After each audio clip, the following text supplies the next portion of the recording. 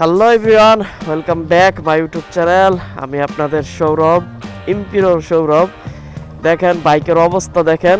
আমি 1 বছর 3 মাস হয়েছে এই বাইকের বয়স। আমার মনে হয় না যে 1 বছর 3 মাসে এর থেকে বেশি খারাপ অবস্থা হয়েছে বাইকের। দেখেন প্রত্যেকটা জায়গায় ময়লা। এই ময়লা হওয়ার মূল কারণ হচ্ছে বাইক প্রায় 1 মাসের উপরে হবে বাইক ওয়াশ হচ্ছে না। আর কেন ওয়াশ হচ্ছে না, কারণ টানা 1-1.5 মাস যাবত বৃষ্টি হইতেছে, তাই আমি ওয়াশ করাই নাই।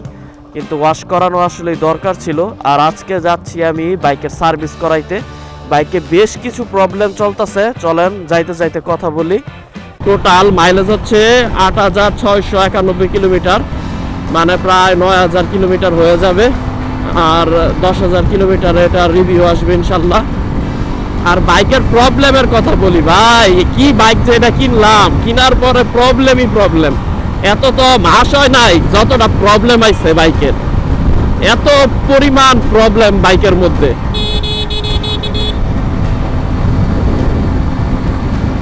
প্রচুর প্রবলেম, প্রচুর।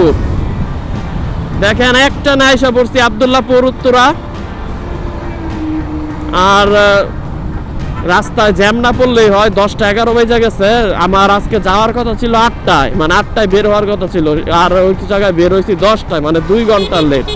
এখন আল্লাহ জানে ওই জায়গায় যায় কতক্ষণ দাঁড়াই থাকা লাগে। আশা করি বেশি দাঁড়াই থাকা লাগবো না, বেশি সময়। ভিডিও করার জন্য আমার এই জায়গাটাই সবচেয়ে বেশি ভালো লাগে, এই রোডটা, কারণ এই রোডটা টানা যায় আর কথাও বলা যায় টাইনা। জ্যাম ট্যাম খুব কম পড়ে, এক টান দিলেই 100-110 উঠা যায় সবসময় রোডে। আর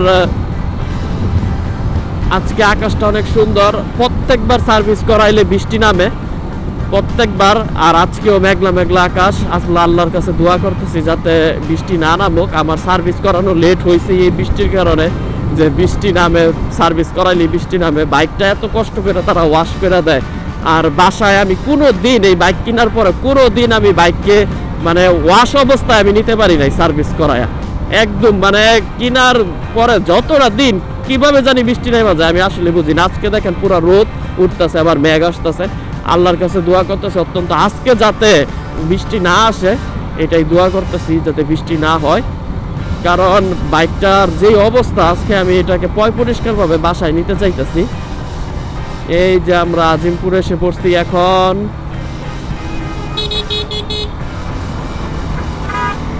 কালকে তেল ভরছিলাম, তাই আজকে আর তেল ভরতে হবে না, একদম সার্ভিস সেন্টারে চলে যাব। যা সিরিয়াল দিতে এবার দেখতে হবে ওখানে জ্যাম কেমন, ভিড় কেমন। এতবার এই সার্ভিস সেন্টারে আইসাও আমি এই রোডটা ভুলা যাই, কারণ এরকম দেখতেই কয়েকটা রোড মানে পরে রাস্তায়, তাও আবার পাশাপাশি, তাই ভুলে যাই। এখন আরেকটা রোডে ঢুকতে নিছিলাম। এখন 10টা 37 বাজে। আজকে অনেক আরামে আসছি, যেটা সত্য কথা, কারণ আজকে শনিবার ছিল।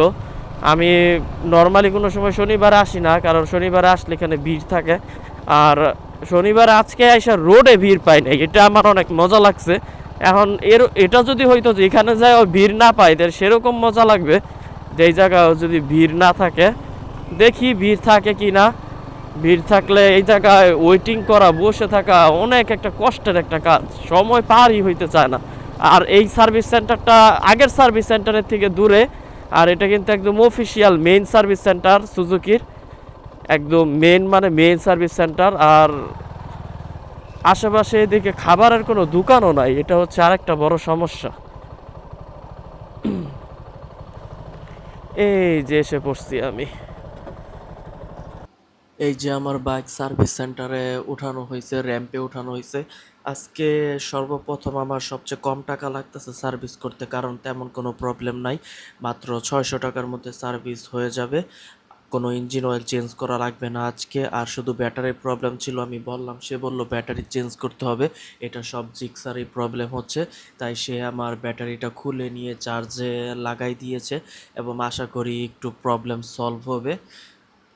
আর সে বলল যদি এখনও ব্যাটারি চার্জ দেওয়ার পরও যদি সলভ না হয় স্টার্টিং প্রবলেম, তাহলে এটা চেঞ্জ করতে হবে। আর ব্যাটারির প্রাইসটাও আমি জিজ্ঞাসা করছিলাম, ব্যাটারির প্রাইস অনেক, 250 আর 150 ব্যাটারি আলাদা, দুইটা মানে এক্সচেঞ্জ করে লাগানো যাবে না। 250 ব্যাটারির দাম চাইছে হচ্ছে 4,500 টাকা, এটা অনেক বেশি চেয়েছে আমার যতটুকু মনে হয়। আর এখানে একসাথে তিনটা বাইক ওয়াশে আসছে, তিনোটাই হচ্ছে 250। আর আমি যখন সার্ভিস করাচ্ছি তখন অনেকগুলো 250 আসছে। এখন বাংলাদেশে 250 প্রচুর পরিমাণে বাড়ছে। এ হচ্ছে তাদের সামনের ভিউ, তাদের এখানে অনেক হিউজ একটা জায়গা। আর এটা হচ্ছে একটা কন্টেনার দিয়ে তৈরি, জাহাজের একটা মেটাল কন্টেনার দিয়ে তৈরি করা তাদের অফিস তৈরি করা হয়েছে। এই যে এখন বাইকের অবস্থা দেখেন, আজকে কঠিন লেভেলের ওয়াশ দেওয়া হয়েছে, একদম সব ক্লিন হয়ে গেছে বাইকের, অনেক সুন্দর লাগতেছে এখন দেখতে।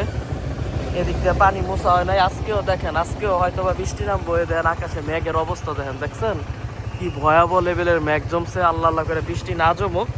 ওয়াশ হয়েছে ভালো মতো। আর স্টার যে হইতেছিল না, ওইটার প্রবলেম ছিল হচ্ছে ব্যাটারিটা চার্জ দেওয়া হয়েছে, হন আল্লাহ জানে ব্যাটারির চার্জ এটা কয়দিন থাকবে। আর ব্যাটারির দামই চাই হচ্ছে 5,000। করায়া মেন রোডে আসা পড়ছি, ঢাকা ময়মনসিংহ রোডে আসা পড়ছি। তেজগাঁও থেকে ওদিক দিয়ে প্রচুর জ্যাম ছিল।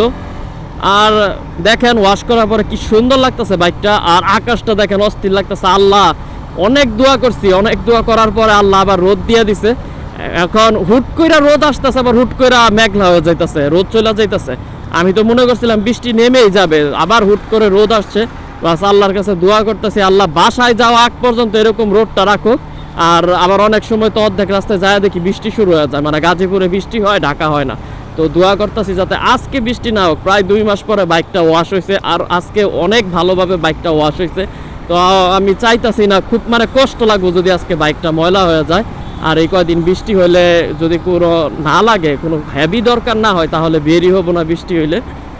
কারণ বাইক ধোয়া, আমাদের ওদিকে যেগুলো মেশিন দিয়ে বাইক ওয়াশ করতে পারে না, এরপরে মেশিনেরও পাওয়ার থাকে না। কিন্তু ওদের কাছে অনেক বড় হেভি ডিউটি মেশিন থাকে, দেওয়ার সাথে সাথে যত ময়লা আছে সব একদম সাথে সাথে পড়ে যায়। আর রোদের কারণে মজাই লাগতেছে। এই যে এইগুলো তো তেল দিছে, হাতে আইসা লাগতেছে, বাইক চালাইতেছি আর ভিতর থেকে মানে বের হইতেছে অয়েলগুলো সার্ভিস করানোর কারণে।